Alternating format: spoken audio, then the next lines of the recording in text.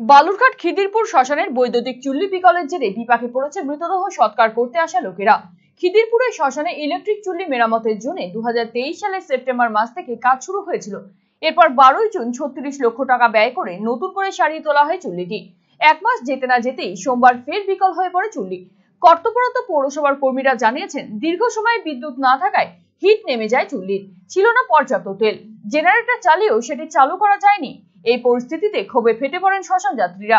শবদাহ করতে না পেরে বিক্ষোভ শুরু করেন তারা। পরে কাঠের চুল্লিতে শবদাহের ব্যবস্থা করে পুরকর্মীরা। গোটা বিষয়টি খতিয়ে দেখে ব্যবস্থা নেওয়ার আশ্বাস দিয়েছে পুর কর্তৃপক্ষ। আমরা 2টোর সময় বডি নিয়ে এসেছি, ঠিক আছে, পুরো 2 ঘন্টা পেরিয়ে গেছে।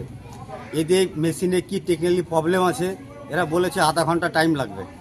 আধা ঘন্টা পেরিয়ে যায়, আরও 1.5 ঘন্টা পেরিয়ে গেছে, পুরো 2 ঘন্টা পেরিয়ে গেছে, ঠিক আছে। এদের মেশিনের বলছে হিট হচ্ছে, হিট হওয়ার পরে বলছে এখন হিট নেমে যাচ্ছে। এখন পুরো 497 আছে হিট, বলছে বডি ঢুকাতে, ঠিক আছে। 497 যদি বডি ঢুকায়, তখন ফ্যান যখন চালু হবে, ঠিক আছে, তখন অটোমেটিক আরও হিট কমে যাবে। তো বডিটা পুড়বে কি করে? ওকে ফার্স্ট টাইম থেকে বলা হচ্ছে আমাদের খড়ি দিতে, ঠিক আছে। এরা বলছে যে খড়ি দেওয়া যাবে না, অফিস থেকে নিষেধ করা আছে। 2 সপ্তাহ আগে মাইকিং করেছে গোটা বালুরঘাটে যে আমাদের ইলেকট্রিক চুল্লি চালু হয়ে গেছে, ঠিক আছে। কিন্তু আজকে যখন আমরা বডি পোড়াতে আসি, পুরো 2 ঘন্টা লেটেও বলছে মেশিন প্রবলেম, এই প্রবলেম সেই প্রবলেম দেখাচ্ছে এরা। তা কেন কি ঠিক করেছে এরা? আমি এই বিষয়ে এইমাত্র খবর পেলাম যে আজকে এরকম একটা ঘটনা ঘটেছে। গতকাল আমাদের যেগুলো ইলেকট্রিক ফিডার আছে, তো খিদিরপুর শ্মশান এলাকাতে আজকে লাইট বন্ধ ছিল, হয়তো ইলেকট্রিসিটির কাজ চলছে। তো যেহেতু লাইটটা বন্ধ ছিল, এবার আমাদের একটা পাওয়ার জেনারেট করতে গেলে আগে থেকে পাওয়ারটা দিতে হয়।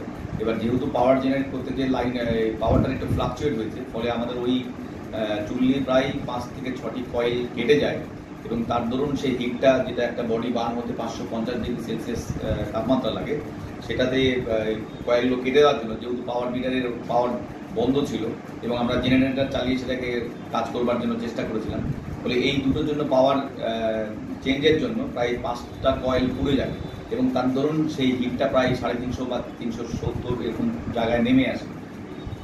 ওই কয়েলগুলো আবার চুল্লি ঠিক আছে, শুধু কয়েলগুলো পাল্টিয়ে দিলেই আবার চুল্লি ঠিক হয়ে যাবে।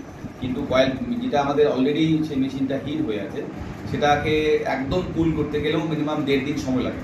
তো 1.5 দিন পরে আমরা ওই কয়েলটাকে রিপ্লেস করে দিলে আবার চুল্লি যেগুলো ছিল পূর্বের যেগুলো করছে, এবং যে এজেন্সি কাজ করেছে ইতিমধ্যে, তারা ইতিমধ্যে খবর রাখছেন এবং তারাও সচেষ্ট আছেন যত তাড়াতাড়ি চুল্লিটাকে আবার চালু করা যায় মানুষের পরিষেবার জন্য।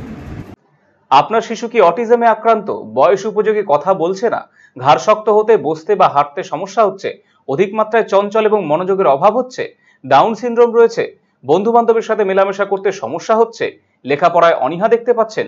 এই সমস্ত সমস্যার homeopathy, physiotherapy, occupational therapy, special education, behaviour therapy, speech therapy, counselling এবং গ্রুপ ক্লাসের মাধ্যমে সমাধান করা হয় সেবানিকেতনে। সেবানিকেতনের ঠিকানা উকিলপাড়া রামকৃষ্ণ সরণি, রায়গঞ্জ। Mobile number 7001564854, 9932716619।